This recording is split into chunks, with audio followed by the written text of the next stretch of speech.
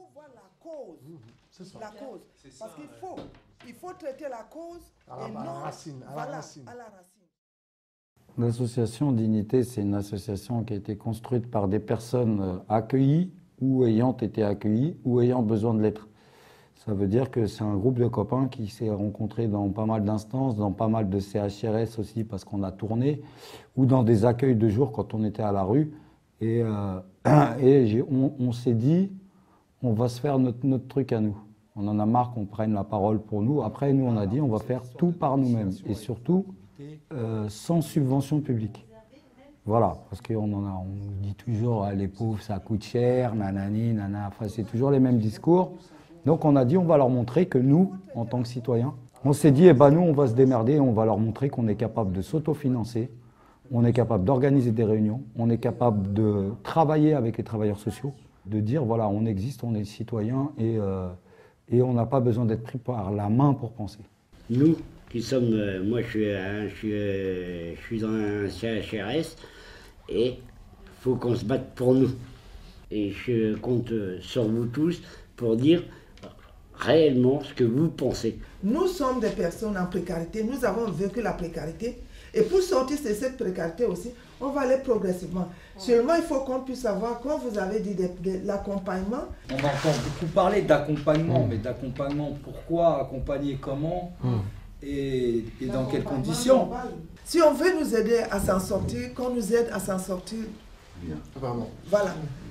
Parce que l'État vous aide. Mais je voudrais aussi contribuer. Je voudrais apporter aussi à la France, comme on dit, le retour de l'ascenseur. Je fais mon projet d'insertion, je fais mon projet d'association, donc je peux aussi faire quelque chose parce qu'avant d'être dans cette précarité, j'étais une personne qui était ceci et qui peut aussi apporter. Je crois qu'il y a un vrai problème, c'est la légitimité des personnes qui gèrent des lieux destinés à des populations en besoin d'insertion. Et donc on se trouve avec un système de légitimité descendant où on demande aux gens d'appartenir à une structure qui leur donne leur identité sociale. Il y a une sorte d'assignation à résidence identitaire. Hein? Et ça, c'est un truc qui est de moins en moins acceptable par les personnes.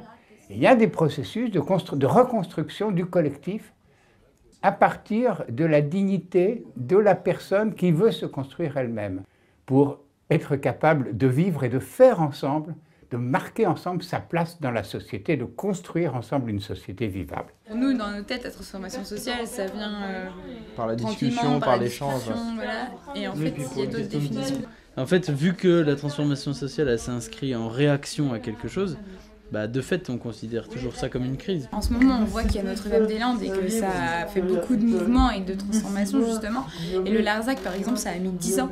Et il y a des projets comme ça, il faut qu'il y ait un événement dramatique pour que l'État et la politique s'en rendent compte et agissent dessus. Les systèmes de représentation, je pense qu'ils sont en partie plus en phase avec les aspirations des jeunes. Parce que c'est de par leur constitution plus que par ce qu'ils portent, en fait. Je pense qu'ils sont vieux, les cheveux blancs, et je pense que oui, il y a une partie où en fait ils ne comprennent pas la jeunesse, ou alors ils ne comprennent pas toutes les jeunesses. La confiance qu'on donne aux gens, je pense qu'elle conditionne un engagement, j'en suis persuadée. Si les actifs aujourd'hui des associations, ils allaient voir les jeunes en disant « j'ai confiance en toi, viens gérer le budget de mon association parce qu'on a besoin d'un trésorier », ben, je pense que les jeunes ils se réconcilieraient un peu avec les institutions en tout cas. Parce qu'aujourd'hui, les associations, quand elles sont un peu grosses, elles sont considérées comme des institutions pareilles que les pouvoirs publics. Et je pense qu'on dit assez peu aux gens, en effet, j'ai confiance en toi, viens, je sais qu'il y a ta place, enfin, je sais qu'il y a une place pour toi dans mon association, quoi.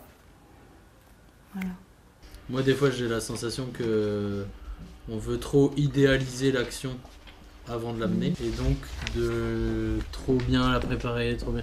Et en fait, aujourd'hui, dans le flow dans lequel on est, en fait, quand notre action elle est prête, l'actu elle est passée à autre chose. Et du coup, alors que aussi incomplet qu'on peut être, aussi aussi peu nombreux qu'on peut être, aussi sectorisé qu'on peut être, bah, je pense qu'il faut y aller, quoi.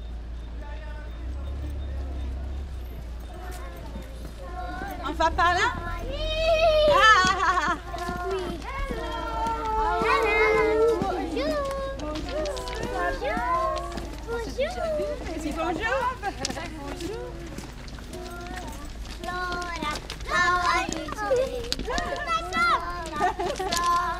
Ah, c'est Marco.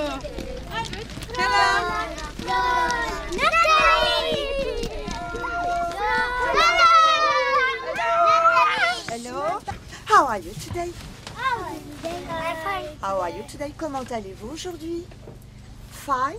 C'est vrai que sur le camp, il n'y avait pas d'enfants auparavant. Et cette présence des enfants, moi, m'a interpellée en me disant, ce sont des enfants qui sont en transit, qui sont ici pour une semaine, quelques jours, une semaine, un mois, 2 mois.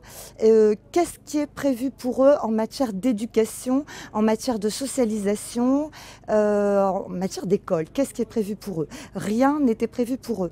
Que l'on soit payé par l'éducation nationale ou que ce soit comme ici en termes de bénévolat, il est important de se rappeler qu'un enfant a besoin d'éducation, qu'un enfant a besoin de l'école. Pour moi, ce n'est pas un enfant qui vient de quelque part pour aller quelque part dans des situations dramatiques, c'est un enfant, c'est tout. C'est juste un enfant. Pour ce qui est de mon expérience sur le camp, j'ai à chaque fois parlé en dehors de ce que je faisais ici. Ça a amené des personnes, une, et puis cette personne en a amené 2 autres et 3 autres. Et la vue, la vision change. Quand les gens viennent, ils ont effectivement un discours qui est distribué par les médias, qui est un discours de peur, qui est un discours de crainte, d'invasion, de tout ça. Et quand ils viennent, ils s'aperçoivent que ça n'est pas du tout le cas, qu'il y a nécessité d'humanité et que si on oublie cette humanité, on oublie notre propre humanité. C'est ta carte. Mets ta carte 3. Tu fais comme ça. Tu la poses ici, ta carte. Comme ça. C'est bon. Un autre. Le numérique est un outil qui fait des chocs. C'est le lieu où on peut prendre conscience, faire émerger des consciences qui peuvent conduire au phénomène qu'on a bien connu du « indignez-vous », qui consiste à donc se révolter et à dire « on n'accepte plus cette situation ». C'est très important dans certains domaines d'action de solidarité parce que ça permet de prendre conscience d'insuffisance, de manque de notre société. Mais ce qui est important, c'est qu'on voit émerger une deuxième étape contributive du secteur du numérique, qui est l'étape de l'action. Je pense qu'il faut que nous prenions conscience les uns et les autres que cette phase-là est en train d'émerger et très souvent en dehors du secteur associatif. On s'est aperçu lors de la fondation de Singa en 2012 que les réfugiés souvent se confrontaient à de très nombreux obstacles quand ils arrivaient dans un nouveau pays et qu'ils obtenaient leur statut. Et surtout, en fait, le manque de réseau social et le manque de réseau professionnel faisaient en sorte qu'ils avaient des difficultés pour trouver un logement, un emploi ou tout simplement avoir une vie sociale et s'épanouir dans une relation de confiance dans la société d'accueil. Donc Singa, c'est cette idée qu'on va rassembler les personnes autour de l'accueil des personnes réfugiées pour accompagner vers l'entrepreneuriat, vers l'emploi, utiliser le numérique par exemple pour créer ces rencontres qui vont être décisives pour l'accueil des personnes réfugiées. On n'est pas dans une relation bénévole-bénéficiaire, c'est vraiment l'idée que chacun fait partie de la communauté, qu'il soit réfugié ou pas. Peu importe son statut, peu importe son origine sociale ou son origine tout court. Et l'idée, c'est de faire en sorte que ces rencontres enrichissent la société dans laquelle nous vivons tous. Je pense que le monde de l'économie sociale et solidaire doit complètement utiliser sa logique transgénérationnelle à travers cette capacité à dire à notre jeunesse qui s'engage dans le monde de l'économie collaborative que c'est superbe d'être un monde de makers. Nos jeunes, ils veulent être des makers. Mais pour reprendre la phrase de Rabelais, il faut avoir de la science, make, faire des choses, et de la conscience. Et donc il faut contribuer à nourrir le monde de l'économie collaborative par nos démarches, nos valeurs d'économie sociale et solidaire, qui sont entre autres des démarches de durée, par la confiance et par l'engagement dans les solidarités en particulier. Ensemble, unis dans la démocratie. Oh Charlie, on est avec toi. Alors si on cherche à caractériser les nouvelles mobilisations citoyennes, on peut dire qu'elles ont beaucoup de souplesse et même d'informalité. Elles ont évidemment beaucoup recours aux réseaux sociaux, aux usages des technologies de l'information et de la communication. Et elles ont une grande créativité, une grande capacité d'intelligence collaborative.